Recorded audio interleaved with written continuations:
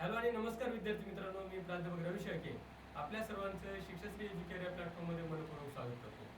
विद्यार्थी मित्रांनो, या वर्षीच्या ॲडमिशन प्रक्रियेसाठी अवधी आपला लगेच सुरू होतोय, ज्यामध्ये agriculture, medical, physiotherapy, pharmacy, nursing यासाठीची ॲडमिशन प्रक्रिया सुरू होती. परंतु विद्यार्थी मित्र काउन्सिलिंग जॉईन करत असताना किंवा पॅरेंट्स काउन्सिलिंगसाठी जात असताना किंवा आपण ॲडमिशनसाठी जात असताना काही महत्त्वाच्या चुका आपल्याकडून होतात. त्या चुका म्हणजेच डॉक्युमेंट्समध्ये असलेल्या त्रुटी.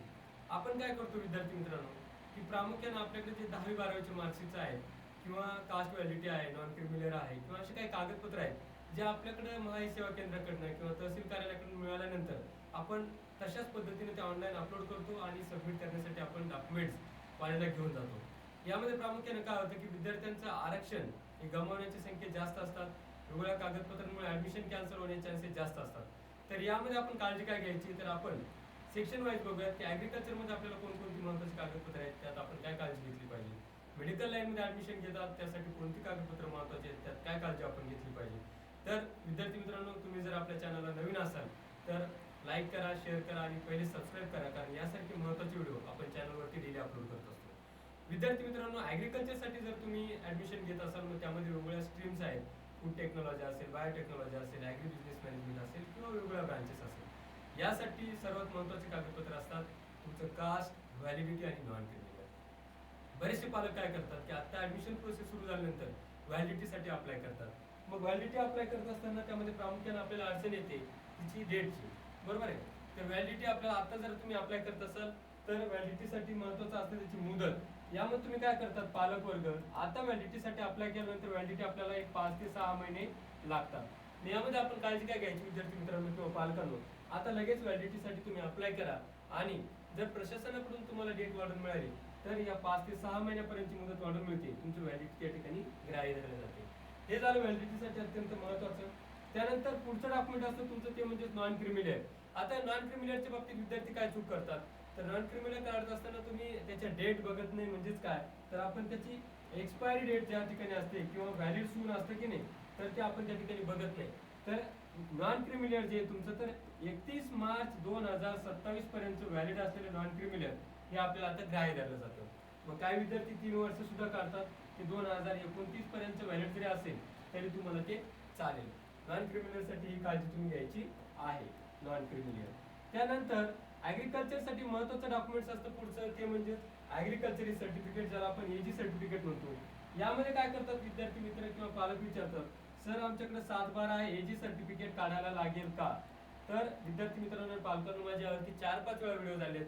एजी सर्टिफिकेट जर तुमच्याकडे असेल तरी सुद्धा तुम्हाला 12 पॉईंट्स हे वाढून मिळतात आणि 7/12 सुद्धा तुमच्याकडे जर असेल तरी सुद्धा 12 पॉईंट्स तुम्हाला वाढून मिळतात.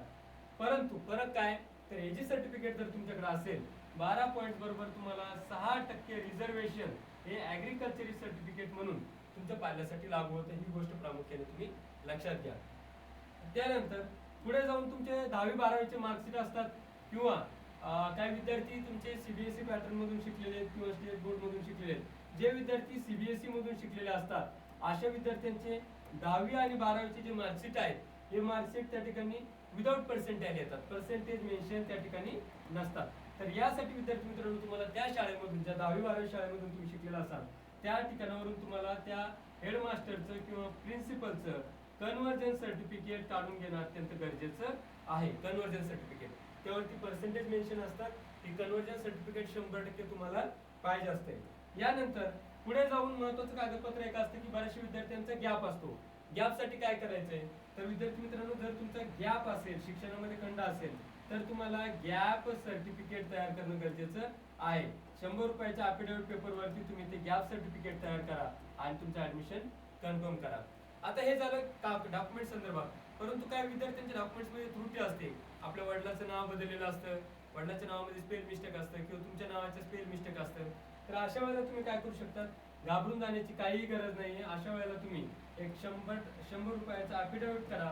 100 रुपयाच्या अफिडेव्हिटवरती तुम्ही त्या ठिकाणी मेन्शन करा की कुठल्या प्रकारची चूक झालेली आहे आणि ते दोन्ही नावं सारखेच आहे.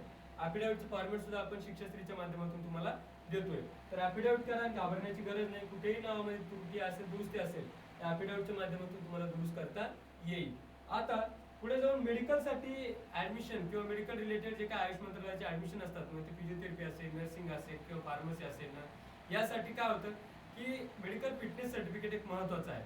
मेडिकल फिटनेस सर्टिफिकेट हे तुम्ही MBBS अँड अबोव जे कोणी MBBS डॉक्टर्स असतील गव्हर्नमेंट हॉस्पिटलचे, तर गव्हर्नमेंट हॉस्पिटलचे MBBS आणि MD जर ते असतील आणि मेडिकल ऑफिसर जर असेल तर त्यांच्या सर्टिफिकेटचं गव्हर्नमेंटचं तुमचं मेडिकल फिटनेस सर्टिफिकेट विद्यार्थी मित्रांनो काढून घ्या.